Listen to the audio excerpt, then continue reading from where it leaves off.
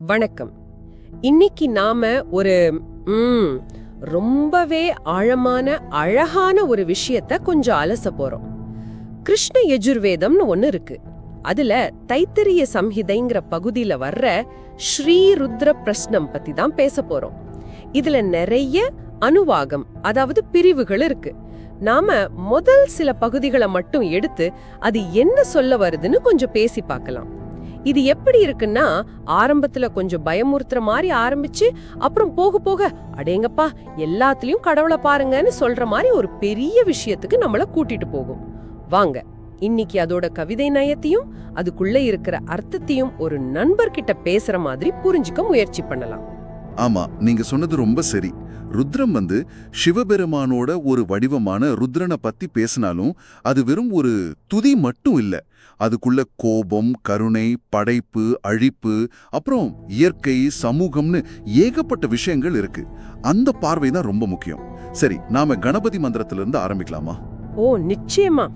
முதல் மரியாதை கணபதிக்கு தானே. ஓம் கணானாம் த்வா கணபதிம் ஹவாமஹே. இதுக்கு என்ன அர்த்தம்னா, கணங்களோட தலைவரே, கவிஞர்களுக்கெல்லாம் கவிஞரே, உங்கள மாதிரி யாரும் இல்ல, அப்படிப்பட்ட கணபதியே வாங்க எங்களோட வந்து உட்காருங்கன்னு கூப்பிடுற மாதிரி. ஒரு நல்ல ஆரம்பம் இல்லையா? சரி, இப்போ முதல் அனுவாகம். இங்கதான் ருத்ரனோட அந்த உக்கிரமான பக்கத்தை முதல்ல வணங்குறாங்க. கரெக்ட். அந்த முதல் வணக்கமே பாருங்க, ரொம்ப நேரடியா இருக்கும். நமஸ்தே ருத்ர மன்யுவ உதோ இஷவே நம. அதாவது ருத்ரனே, உன்னோட கோபத்துக்கு ஒரு சலாம், அப்புறம் உன் அம்புக்கும் ஒரு சலாம்.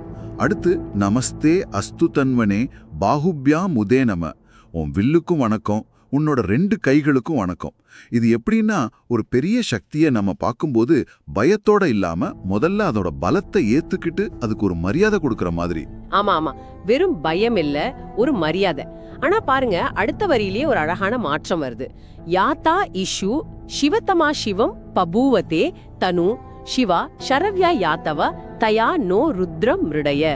இதுல ஏ ருத்ரா, உன்கிட்ட இருக்கிற அம்புலியே எது ரொம்ப நல்லது செய்தோ, உன் வில்லுல எது மங்களகரமானதோ, உன் அம்பரா தூணி எது அமைதியா இருக்கோ அதால எங்களை கொஞ்சம் காப்பாத்துப்பான்னு கேக்குறாங்க. பாத்தீங்களா? அதே வில்லு அதே அம்புதான், ஆனா அதோட நல்ல குணத்தை மட்டும் வெளிப்படுத்த சொல்றாங்க. நம்ம கிட்ட இருக்கிற பவரை எப்படி நல்லதுக்கு யூஸ் பண்ணணும்னு இது ஞாபகப்படுத்துது இல்லையா? ரொம்ப சரியா சொன்னீங்க. அது ஒரு முக்கியமான பாயிண்ட். தொடர்ந்து பாருங்க, யா தே ருத்ரா சிவா தனு ரகோரா பாவகாசினின் வருது. அதாவது ருத்ரனே, உன்னோட எந்த ரூபம் ரொம்ப சாந்தமா மங்களகரமா பாவத்தை போக்குறதா இருக்கோ, அந்த இதமான உருவத்தால எங்களை கொஞ்சம் கருணையா பாருன்னு தயா நஸ்தனுவா சந்தமயா கிரிசந்தா பிசாக செய்கின்னு கேக்குறாங்க. அது மட்டும் இல்ல, மா ஹிம்சி புருஷம் ஜகத், அதாவது மனிதர்களையோ இந்த உலகத்தில் இருக்கிற வேற உயிர்களையும் துன்புறுத்தாதேன்னு ஒரு வேண்டுகோள் இருக்கு. அப்புறம் யதானா சர்வமித் ஜகத யக்ஷ்மம் சுமனாசத், இந்த உலகம் பூரா எந்த நோய் நொடியும் இல்லாம எல்லாரும் நல்ல மனசோட இருக்கணும்னு ஒரு பிரார்த்தனை. இதனாலதான் ருத்ரனை பிரதமோ தைவியோ பிஷக், முதல் தெய்வீக மருத்துவர்னு கூட சொல்றாங்க. ஓ, முதல் டாக்டர் அவர்தானா? கேட்கவே சுவாரஸ்யமா இருக்கு. அப்புறம் அவரை வர்ணிக்கிறாங்க இல்லையா?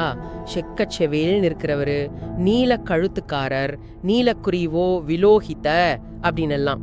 வில்லையெல்லாம் கொஞ்சம் தளர்த்தி அம்பையெல்லாம் எடுத்து வச்சுட்டு கொஞ்சம் சாந்தமா இருங்கன்னு பிரமுஞ்ச தன்வனஸ் சொல்ற மாதிரி வரிகளும் இருக்கு.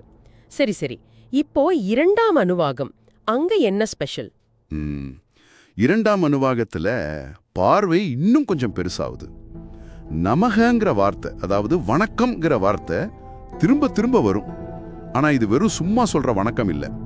ருத்ரன் எங்கெல்லாம் இருக்காருன்னு காட்டி அதுக்கெல்லாம் வணக்கம் சொல்ற மாதிரி. ஓ அப்படியா? எப்படி காட்டுது? ஒரு சின்ன உதாரணம் சொல்லுங்களேன். சொல்றனே, நமோ ஹிரண்ய பாகவே சேனான்யே திசாம்ச பதையே நமஹா. இதுக்கு என்ன அர்த்தம்னா, பொன்னால ஆன கைகளை உடையவரே, படைகளோட தலைவரே, திசைகளுக்கெல்லாம் அதிபதியே, உனக்கு வணக்கம். இன்னொன்னு பாருங்க, நமோ விருக்ஷேப்யோ ஹரிகேசேப்ய பசூனாம் பதையே நமஹா. பச்சை பசேல்னு இலைகளோட இருக்கிற மரங்களோட வடிவமா இருக்கிறவரே, பசுக்களோட தலைவரே, உனக்கு வணக்கம். இங்க பாருங்க, இயற்கையில, மரத்துல, திசைகள்ல, படை வீரர்கள்ல எல்லாத்துல அவரை பார்க்கறாங்க. அவர் பாதைகளோட தலைவர் பதினாம் பதையே, சாப்பாட்டோட தலைவர் அண்ணானாம் பதையே, வயல்களோட தலைவர் க்ஷேத்ரானாம் பதையே, ஏன் காடுகளோட தலைவர், வனானாம் பதையேன்னு இந்த பட்டியல் நீளமா போய்கிட்டே இருக்கும். அடே அப்பா, இது நிஜமாவே ஒரு பெரிய ஒரு பிரபஞ்ச தரிசனம் மாதிரி இருக்குல்ல. கண்ணுல படுற எல்லாத்துலயும் இறைவனை காண முடியுங்கிற ஒரு எண்ணத்தை இது கொடுக்குது. சரி, இதுக்கு அடுத்த அணுவாகங்கள்ல இது எப்படி இன்னும் விரிவாகுது? அடுத்தது 3வது 4வது அணுவாகங்கள்ல பாத்தீங்கன்னா இந்த பார்வை நம்ம சமூகத்துக்குள்ளேயே வருது. கொஞ்சம் ஆச்சரியமா இருக்கலாம். திருடர்களோட தலைவர் ஸ்தேனானாம் பதையேன்னு சொல்றாங்க. அப்புறம் வியாபாரி, வாணிஜாய, கைவினைஞர்கள், அதாவது குயவர், குலாலேப்யா, கொல்லர், கர்மாரேப்யா, வேட்டைக்காரங்க, மிருகயுப்யா, இப்படி பலவிதமான மனிதர்களையும் அவங்க தொழில்களையும் சேர்த்து வணங்குறாங்க. அது மட்டும் இல்ல, உயரமானவர், குள்ளமானவர், உட்கார்ந்திருக்கிறவர், தூங்குறவர், முழிச்சிருக்கிறவர்னு எல்லா நிலைகள்லயும் அவரை பார்க்கறாங்க. திருடர்களோட தலைவரையா? இதுதான் கொஞ்சம் வித்தியாசமா இருக்கே. அப்போ நல்லது கெட்டதுன்னு நாம பாக்குற அந்த பிரிவினை இல்லாம எல்லாத்துலயுமே அந்த ஒரு அடிப்படை சக்தி இருக்குன்னு ஏத்துக்கிற மாதிரி இருக்கா? அழகில்லாத வடிவங்களையும் விரூபேப்பியோ விஸ்வரூபேப்பியன்னு சேர்த்து வணங்குறது இத காட்டுது போல. கரெக்ட். அதுதான் இதோட ஒரு பெரிய சிறப்பே. எந்த பாகுபாடும் இல்லாம எல்லாவற்றையும் அரவணைக்கிற ஒரு பார்வை இது. அப்புறம் 5வது 6வது அணுவாகங்கள்ல இது இன்னும் ஒரு படி மேல போகுது. அங்க முரண்பாடுகளை இணைச்சு வணங்குறாங்க. முரண்பாடுகளையா? எப்படின்னு கொஞ்சம் சொல்லுங்களேன், புரியல. அதாவது மூத்தவர், இளையவர் 2 பேருக்கும் வணக்கம். ஜேஷ்டாயச்ச கனிஷ்டாயச்ச. முதல்ல வந்தவர், பின்னாடி வந்தவர் 2 பேருக்கும் வணக்கம். பூர்வஜாயச்ச அபரஜாயச்ச. வேகமா இருக்கிறவர், நிலையா இருக்கிறவர் 2 பேருக்கும் வணக்கம். ஆசவேச்ச ஜிராயச்ச. வீரம் காட்டுறவருக்கும் வணக்கம், நம்மை காப்பாற்றுவருக்கும் வணக்கம். சூராயச்ச ஆபிந்திதேச்ச வர்மினேச்ச வருதினேச்ச. இப்படி ஜோடி ஜோடியா எதிரும் புதிருமா இருக்கிற குணங்கள் 2யுமே சேர்த்து வணங்குறாங்க. இது என்ன சொல்ல வருதுன்னா, அவர் எல்லா நிலைகளையும் எல்லா குணங்களையும் கடந்தவர், ஆனா அதே சமயம் எல்லாத்துலயும் இருக்காருன்னு காட்டுது.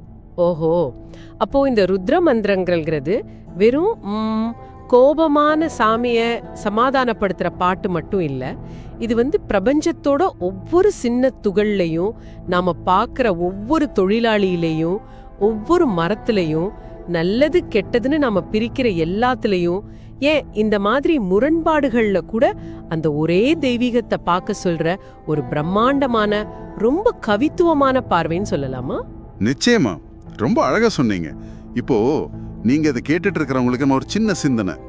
இந்த மந்திரங்கள் காட்டுற மாதிரி நம்மளை சுத்தி இருக்கிற எல்லாத்துலயும், சின்ன செடியா இருக்கலாம், நாம தினமும் சந்திக்கிற மனிதர்களா இருக்கலாம், இல்ல நாம செய்யற சாதாரண வேலையா கூட இருக்கலாம், அதுல எல்லாம் ஒரு முக்கியத்துவத்தை இல்ல ஒரு தெய்வீக அம்சத்தை நம்ம தேட ஆரம்பிச்சா நம்மளோட அன்றாட வாழ்க்கை அனுபவம் எப்படி மாறும் நீங்க கொஞ்சம் யோசிச்சு பாருங்களேன்.